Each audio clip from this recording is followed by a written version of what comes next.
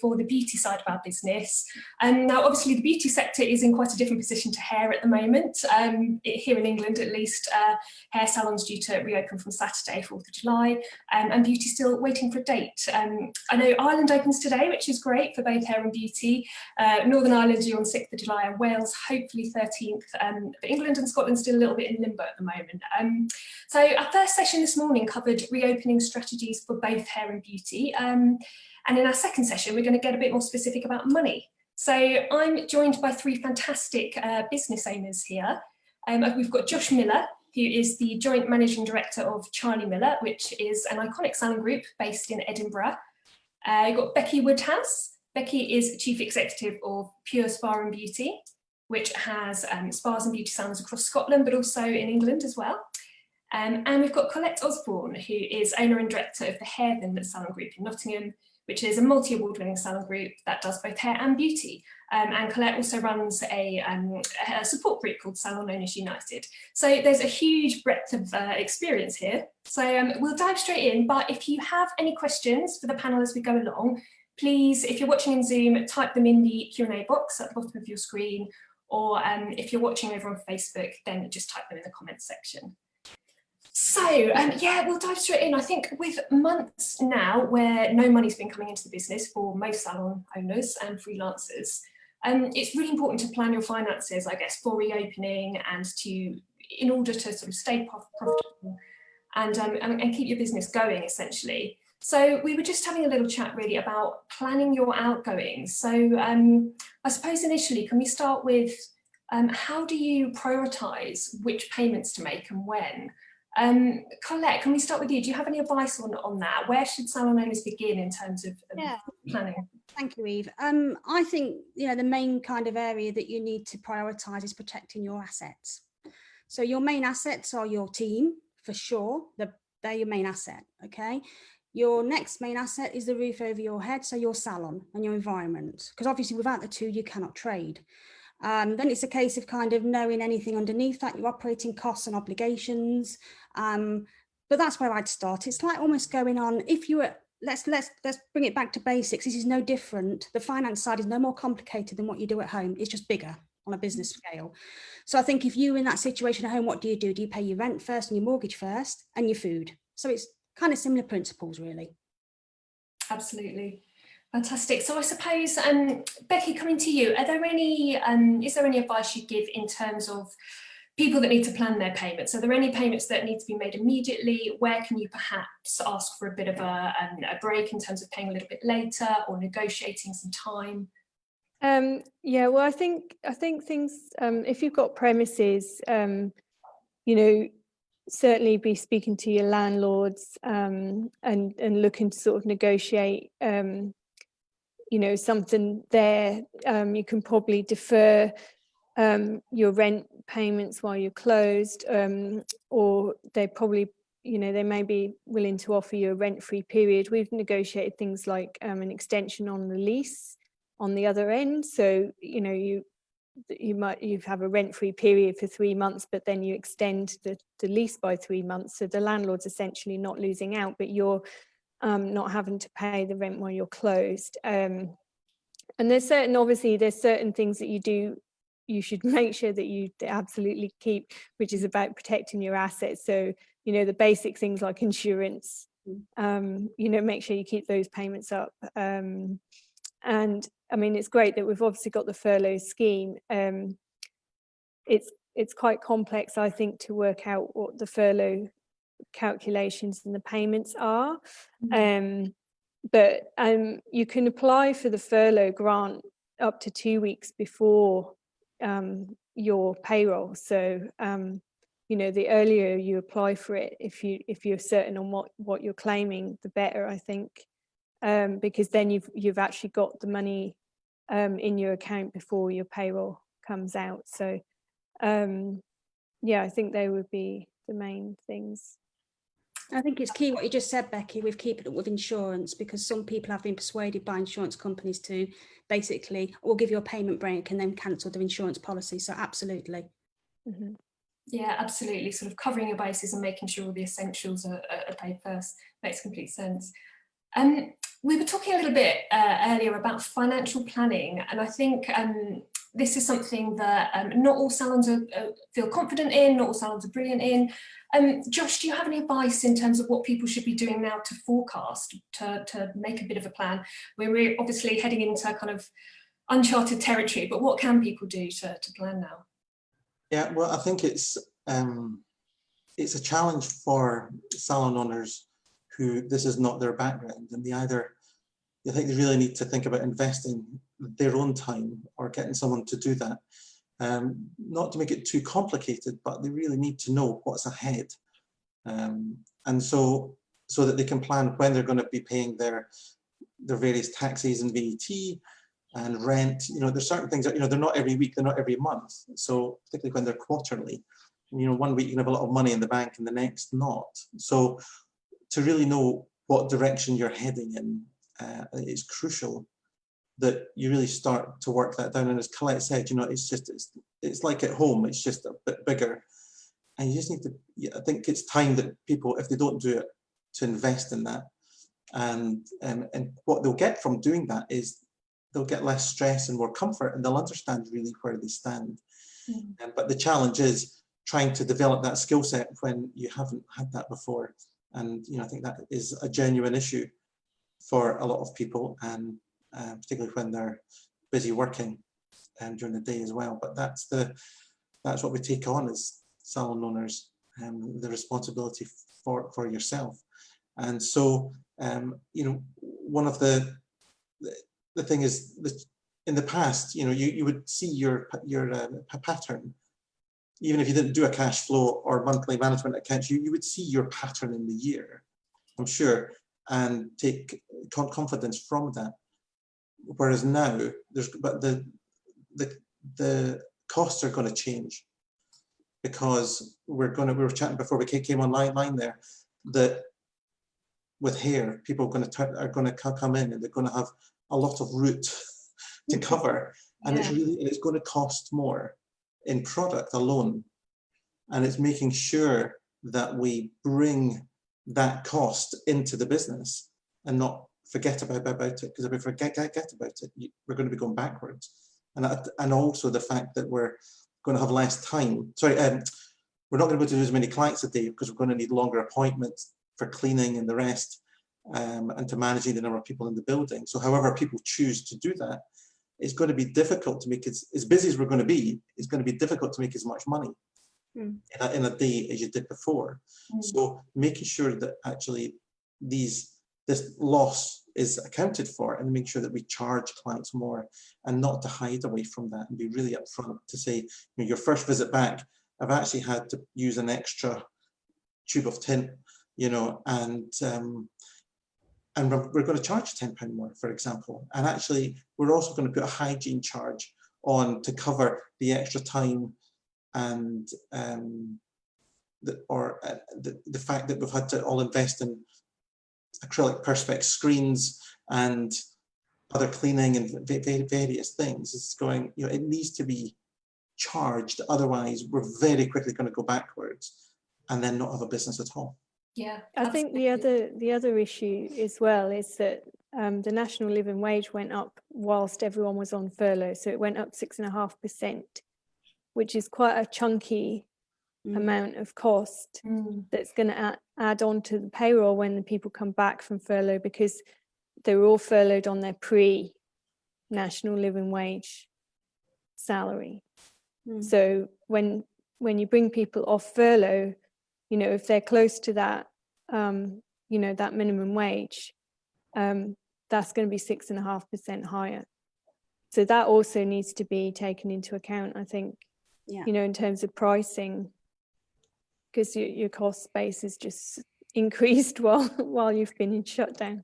Absolutely. And I think, when we were talking about that, I think a lot of salon owners are nervous about implementing a price increase on coming back, and they're waiting to see what other salons are going to do, and they're, you know, waiting to see what the feedback from their clients is.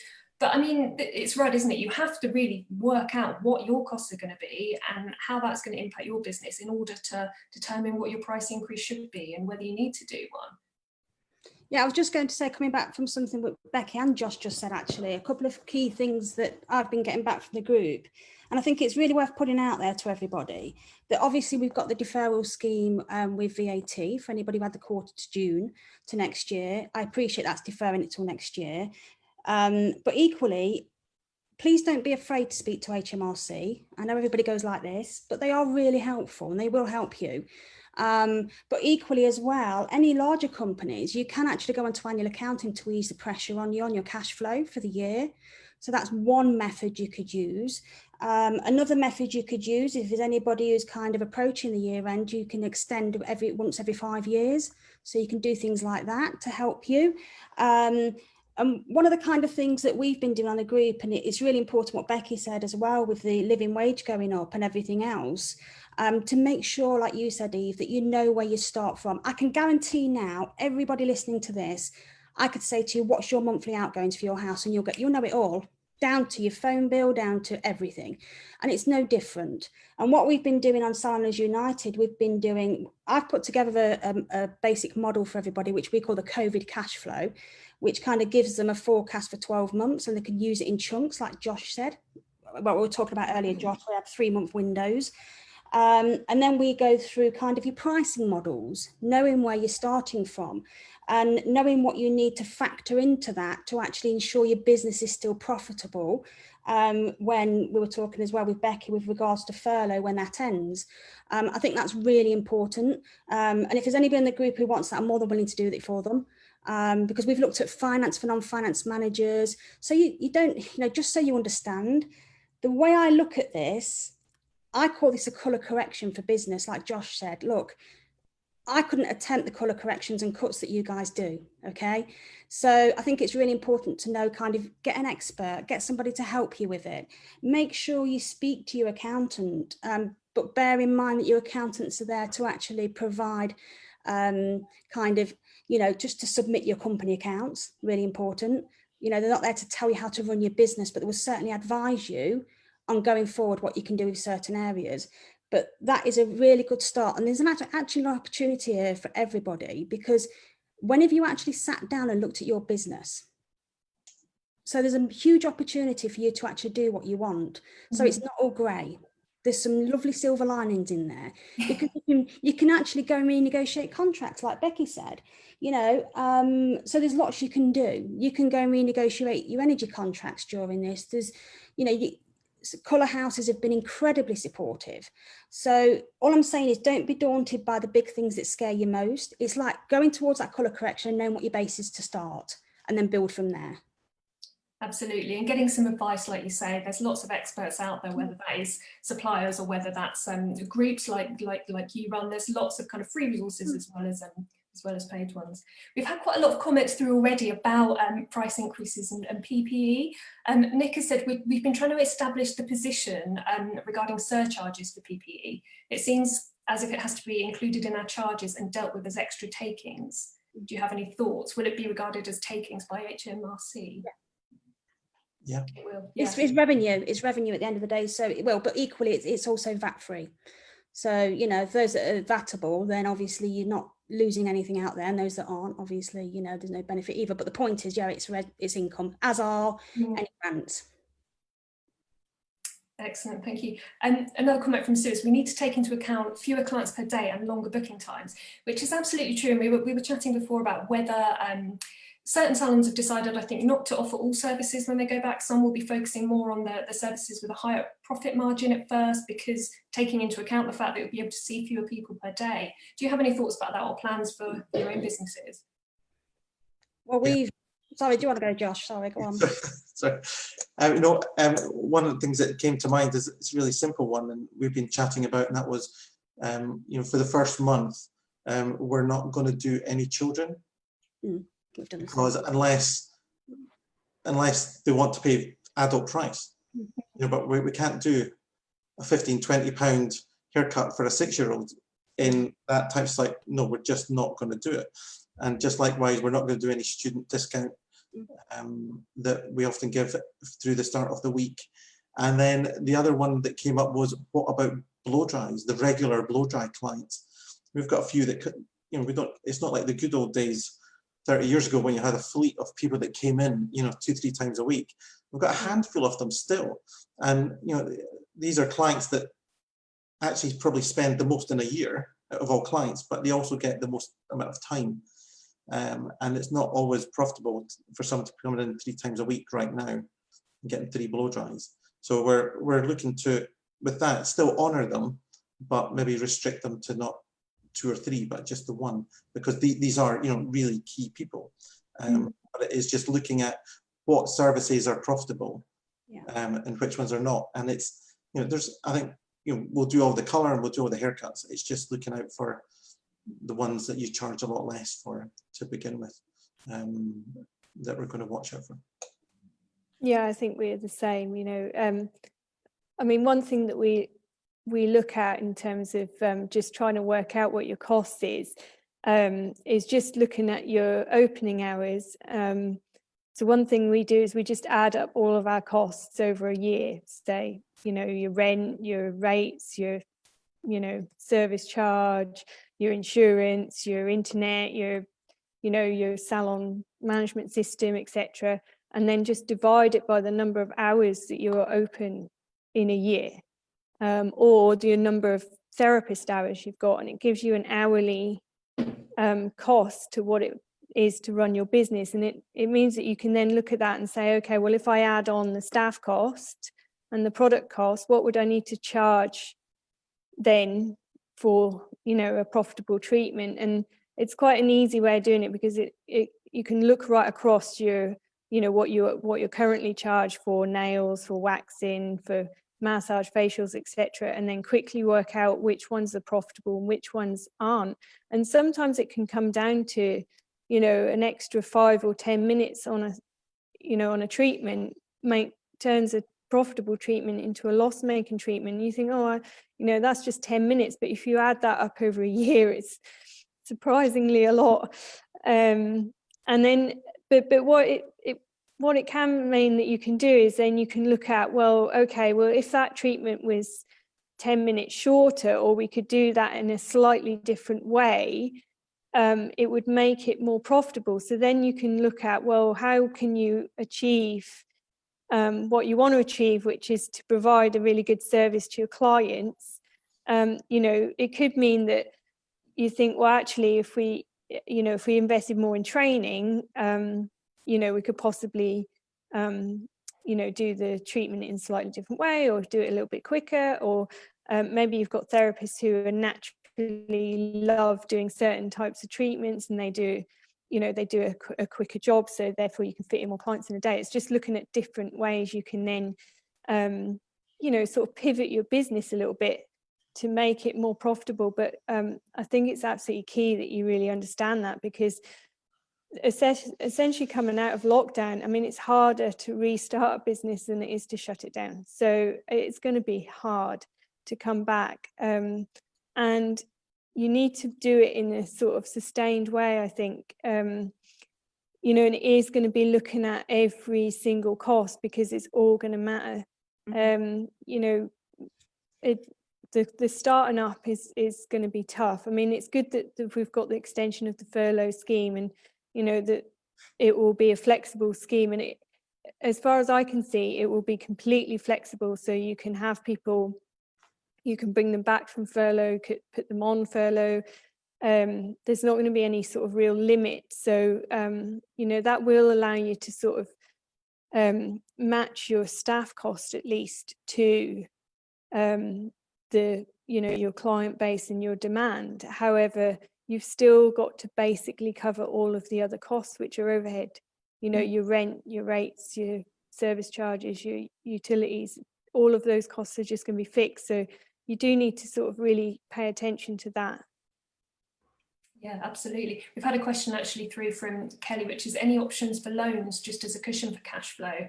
I think that there's been quite a lot of chat, particularly with the delay in beauty salons reopening, that people are running low on funds and running low on grants. Is there any advice you'd give people around that to kind of cover? Yeah, I mean, there's the bounce back loans, obviously up to £50,000, 25% of profit, but it can't be more than your wage bill.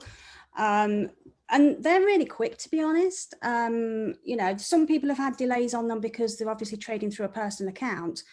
But bounce back loans are coming back in like a day, so you can get a lot of the cash quite quickly. And the key thing is, guys, look, none of us know what's going to happen. None of us here have got crystal balls. But one thing's for sure, you can always take that bounce back loan, so you can sleep at night and concentrate on running your business. And if you don't use it, pay it back. So that's one. Obviously, if you're a larger business and you need more funding, obviously there's a CBILS route, which is, you know, you can't have a CBILS loan and a bounce back loan, just so you know, you can't have the two together, but you can have multiple CBILS, okay? So those ones are up to, you know, I think they're up to 45 or 5 million. So, you know, there's lots of options out there. And I think it's important to, look, the starting point is to know what you need first. You know, so if you actually forecast and know where you're going, and I always say, you know, they kind of be prudent on this, you know, like with anything, you've got to manage your own expectations, you know, of how you see your business going, because I think a lot of people's expectations in this is, oh my God, I'm not going to make loads of profits, that means I'm failing. No, you know, you'll be succeeding if you keep your business operating. I think that's fair. So I think we have to manage our own expectations. So there's lots of funding options. Lots of them.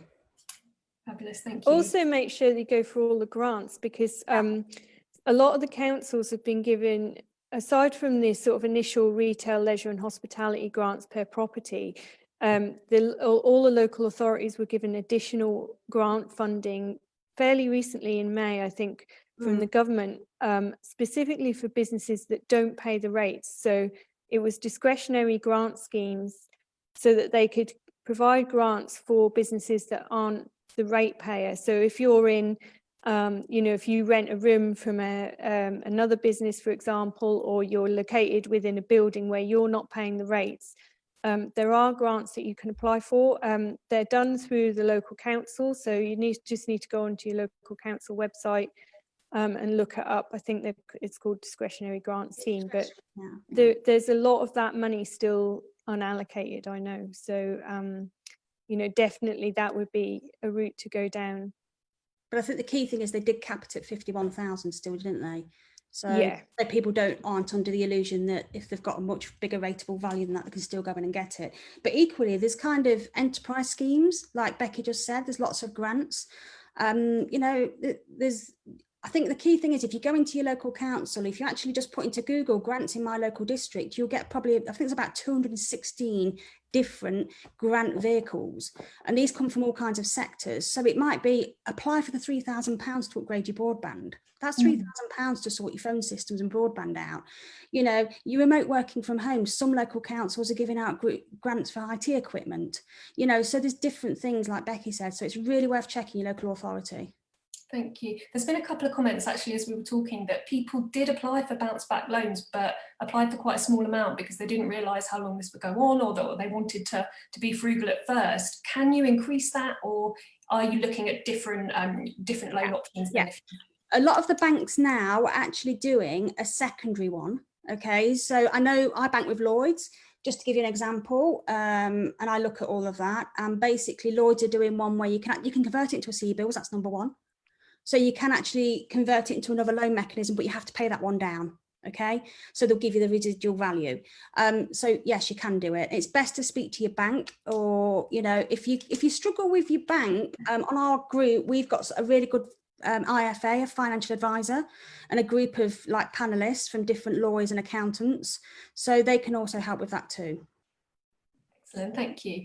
We've had quite a few questions through about communication as well, because we were touching earlier on, if you are looking at doing a price increase, it's really, really important to communicate that really clearly to your customers and why. So one question we've had is, how would you explain the increase in price to all the customers?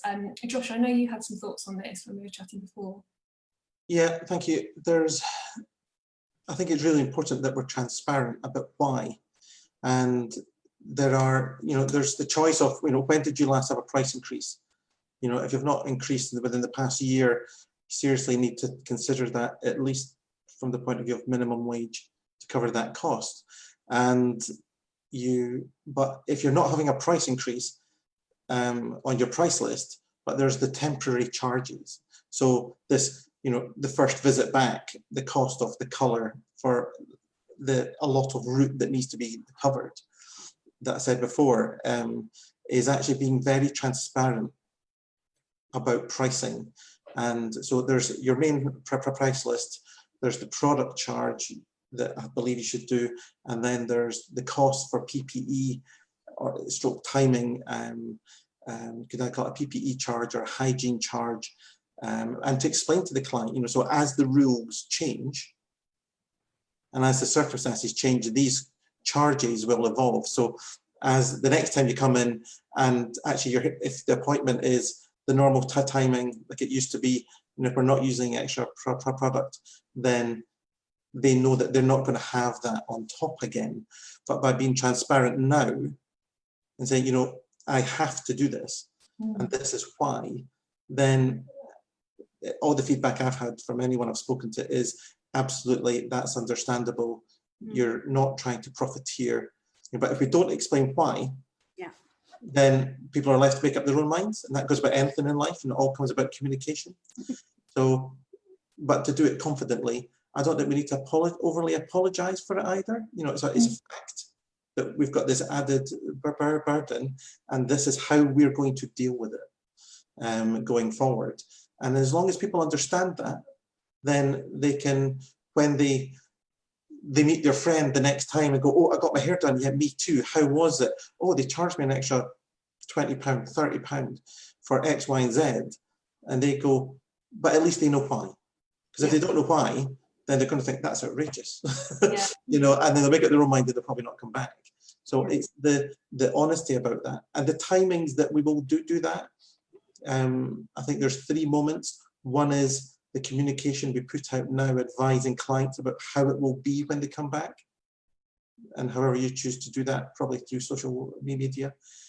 There's when we book the appointments as well. I think it's really important. There's a lot of information is going to have to be shared about how their experience will be. And then also, once appointments are made, emails that go out just to remind you, here's how it will be when you come in. And so being very, very upfront, and no one's being surprised when they come to pay their bill, because that would just be, be upsetting. Yeah, absolutely.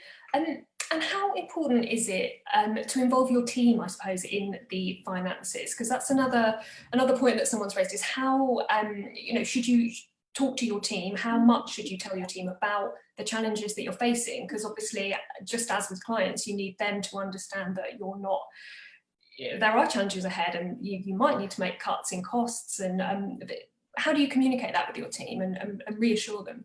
I mean, what we do is with our team, I mean, I think, as Josh just said, transparency is everything. If you want people to engage in your business and help you, then you need to obviously trust them with that information. We have in our team, all of our guys have profit related pay.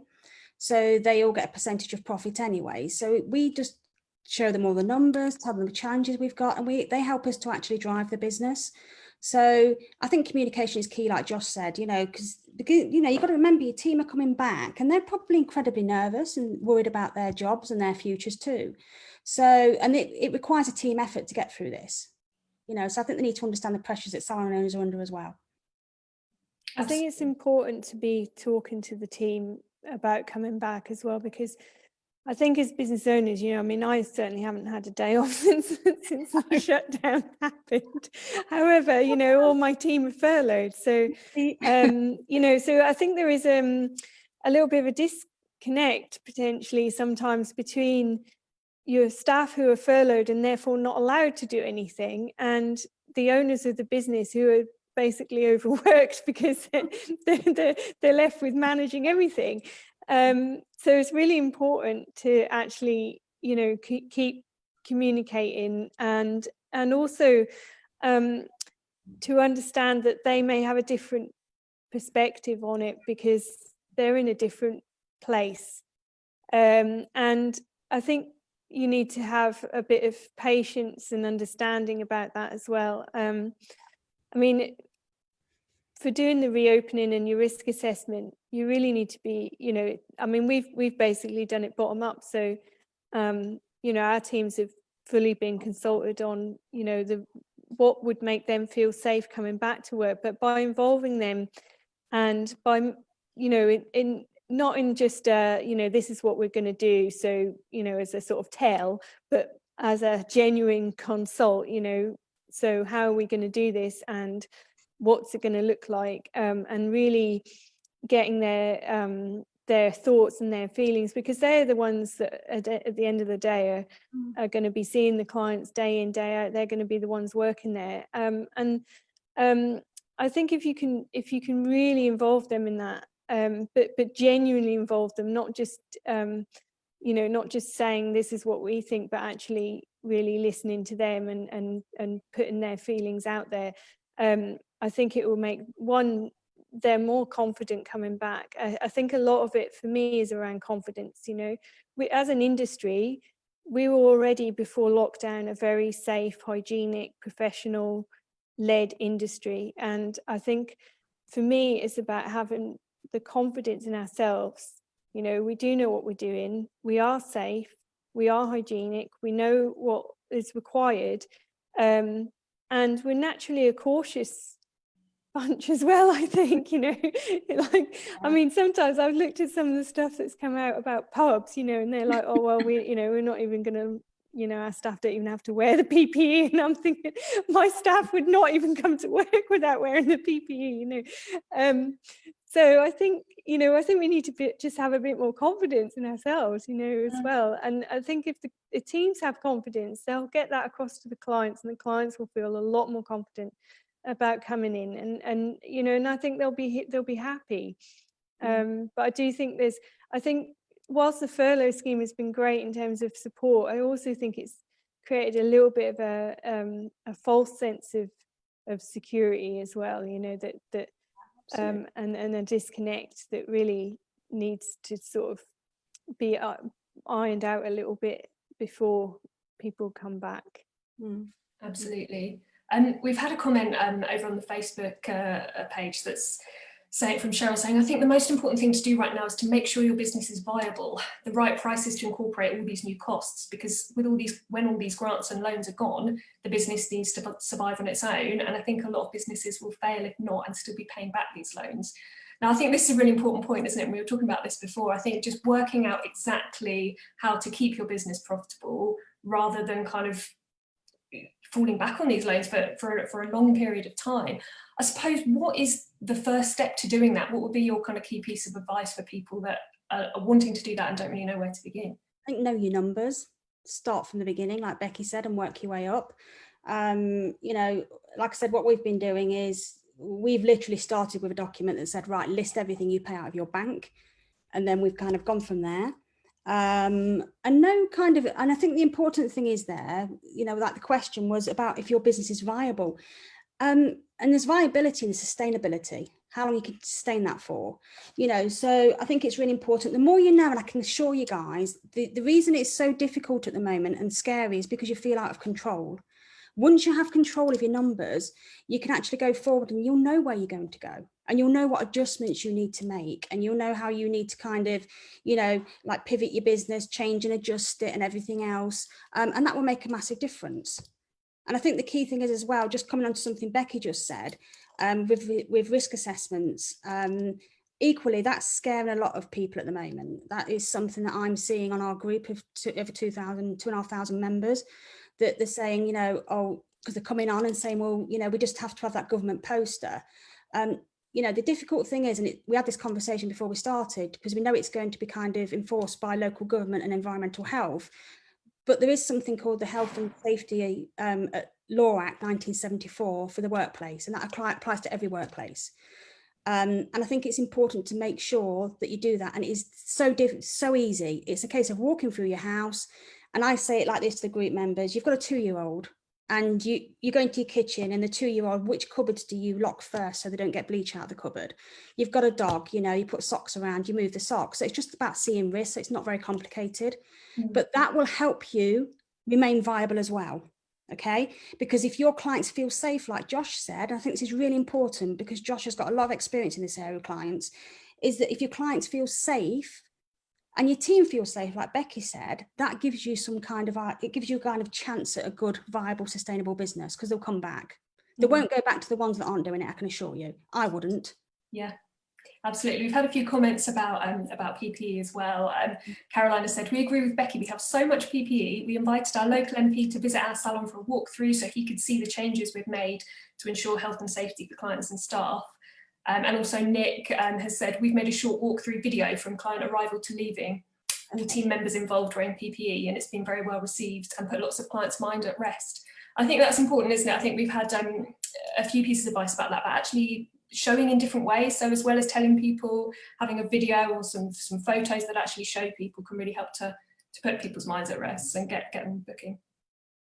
It does. Yeah, definitely. We're going to be doing some videos as well, walkthroughs. And I think the thing is as well about the risk assessment is that every single location is different. So that's why it really needs to be very bespoke to your particular situation. And, you know, and then having some video or a poster or something that explains that, or even just talking it over with clients when they're booking. And from my experience, we opened up before we had the announcement that we couldn't open. We had opened up our diaries for the 4th in England and the 15th in Scotland, and we had an amazing response. So I do think that demand is out there. I genuinely think this is going to be a temporary, blip. I don't think there's going to be a long-term. I think there'll be some long-term because of the bigger issue around the recession and, and the jobs. But again, I think it's going to be temporary. I think people will always come for their hair, for their beauty, for their spa treatments. And I think our job is really making sure that they understand how safe it's going to be. And also the teams as well. I think that's absolutely key, making sure that they really do understand what those risks are, and that if they do come across anything, that they have the confidence to be able to deal with it. So for example, we've talked about, if they have a client, so we're going to be doing pre-screening questionnaires with our clients before they arrive. So when they're booking, actually asking them, listing out the symptoms, and making sure that they actually know what it is that they would be looking out for to not come for their appointment, and making it clear that there's no cancellation policy. If they feel unwell on the day of their appointment, just phone us up, we'll rearrange, etc. But also then, from a therapist point of view, when they come in, just having that conversation initially with their client to say, are you okay today to go ahead with your treatment, and having the confidence, if they feel that there is anything, that they, there's a very easy conversation for them to rebook their client, or their client, if their client's not quite happy or whatever.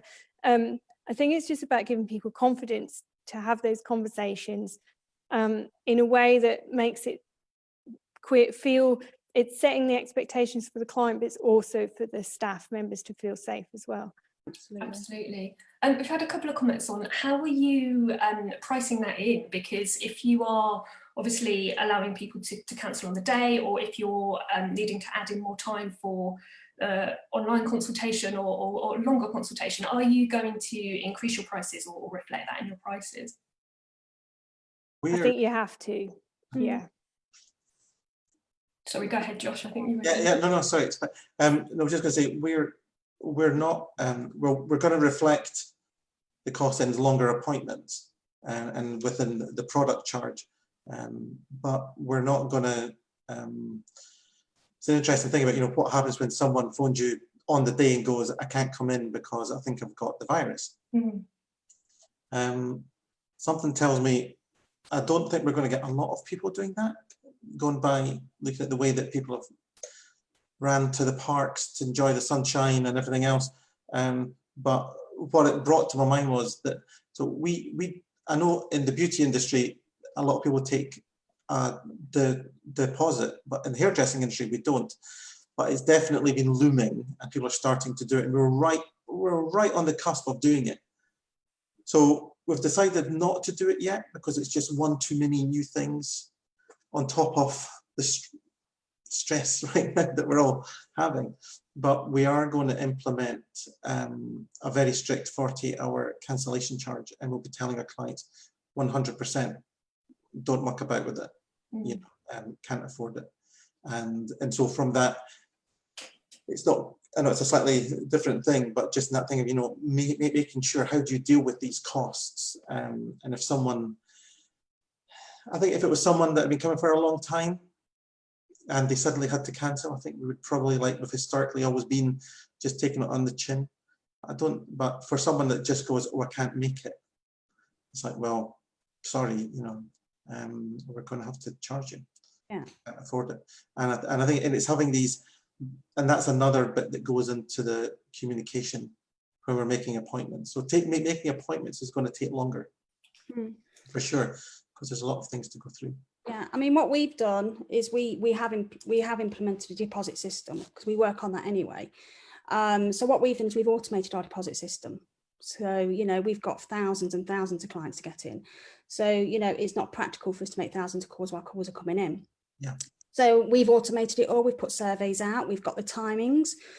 We've got clients to fill out a survey, so we know exactly when they want to come in and what time, so we know what staff capacity we need.